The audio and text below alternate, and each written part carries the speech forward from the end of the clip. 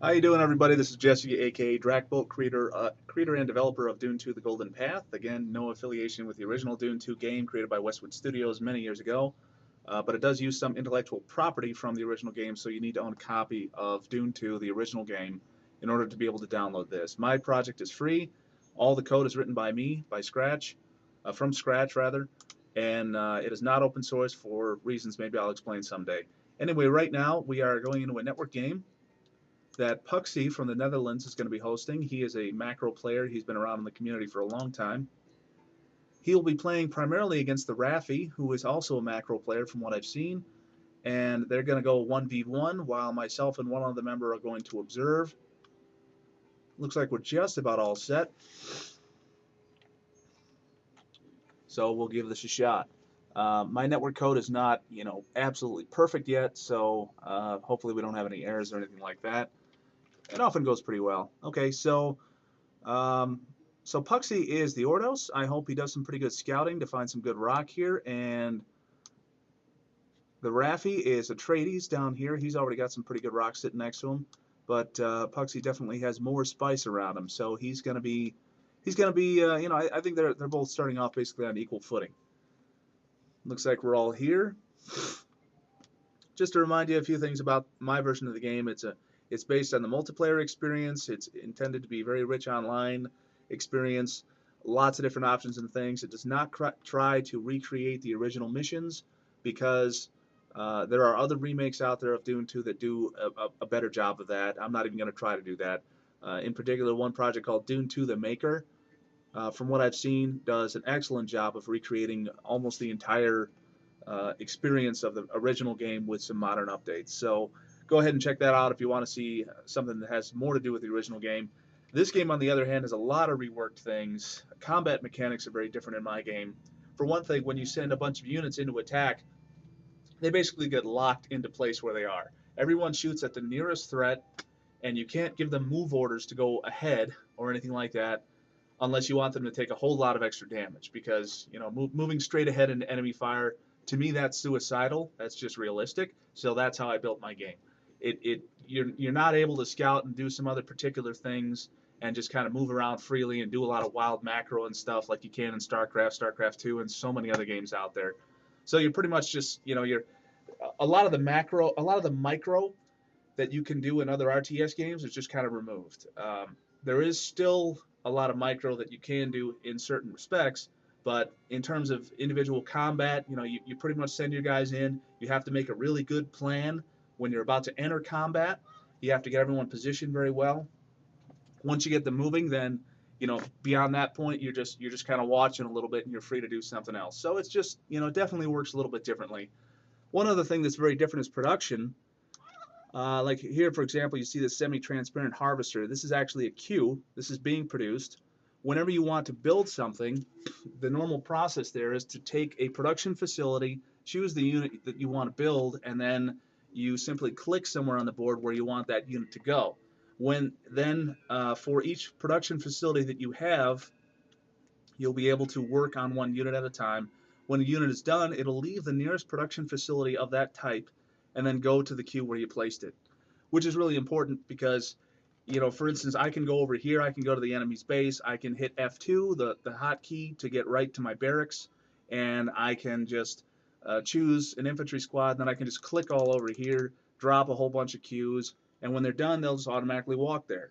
So it's great for putting up staging areas and in general not having to worry about waypoints, waypointing your main facilities or anything like that. So it's actually really handy. Everybody seems to like it.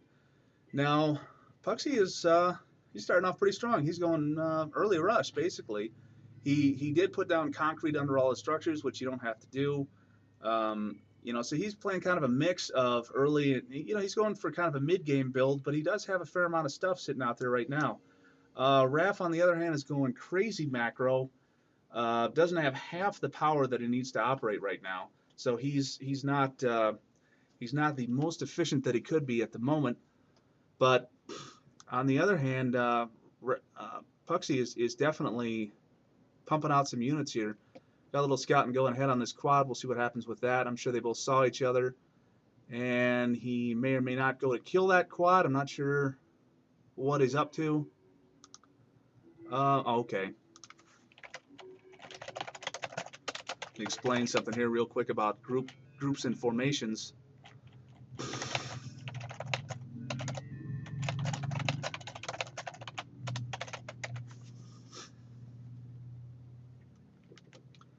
I'm just letting Gavin know how he can do formation moves, which are pretty cool because you can set all your infantry up front, put all your tanks behind them or something, then put them in formation move, and they'll all try to maintain their respective positions in that group, no matter where you move them. So it's actually a neat feature if you bother to use it.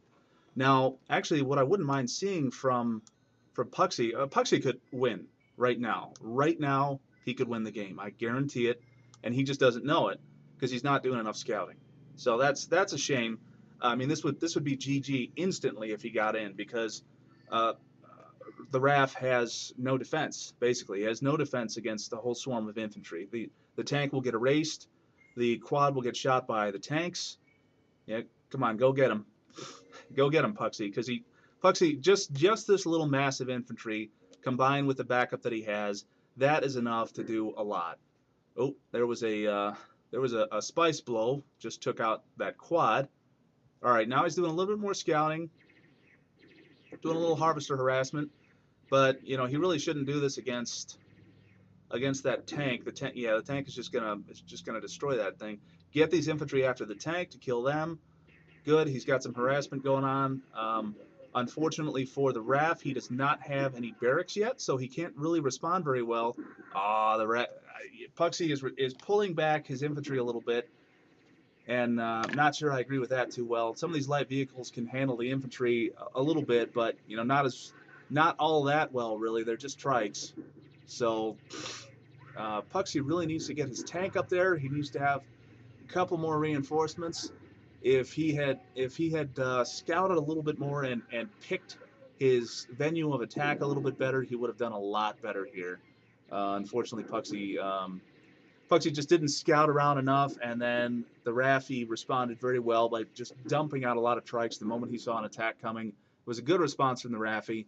So let's see what Puxii has done. On the other hand, doesn't look like a whole lot. Puxii looks like he invested a lot in that. He may be saving up a bunch of extra money for something else. He did have to get microwave power to be able to build a little bit further and get these structures out here, so that cost him some money.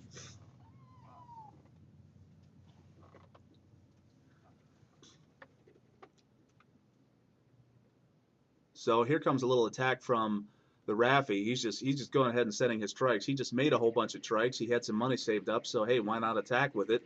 Right now he's going to hit from the back, and if Puxii does not respond to this well with his infantry, which he is pumping out a swarm of them, they're going to do all right, except that these trikes can move so fast, they'll be able to just engage and disengage and re-engage pretty much at will, as much as the Raffy wants. You can see now they're a couple are retreating and the rest are just running. So he doesn't have to maintain that attack. This is, defending with infantry is just not going to work very well against the light vehicles. What Puxii needs to do if he wants to defend against that is to put out a few tanks to guard his harvesters and a few cannon turrets around the rest of his base, and then this whole tactic of light vehicle rushing is just going to kind of fall apart. It's not going to work very well.